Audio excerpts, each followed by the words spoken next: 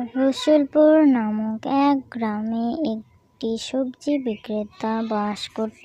তাদের কষ্ট খুব ছিল এবং অভাবও খুব ছিল।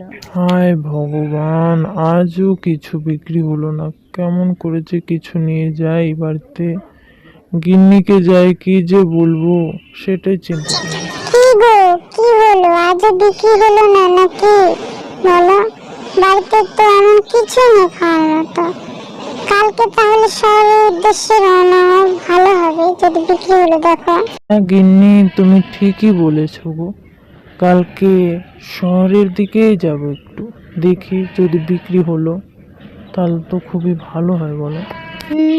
গড়িয়ে সন্ধ্যা নেমে এলো এবং রাত্রি কেটে যাওয়ার পর সে আবার সকালে ভোরবেলা শহরের উদ্দেশ্যে রওনা হলো। কি নিবে গো? সবজি, তাজা তাজা সবজি। এই আমি নেবো, আমি এদিকে এদিকে দাও, আমাকে সবজি দাও। শহরে এবং রাস্তায় ঘাটে অনেক জায়গায় বিক্রি করে সে খুবই সুখে সংসার করতে লাগলো এবং তার নামডাকও অনেক হতে লাগলো। কি গো, তোমরা খুশি তো এখন? আমাদের কষ্টের দিন চলে গেল বলো।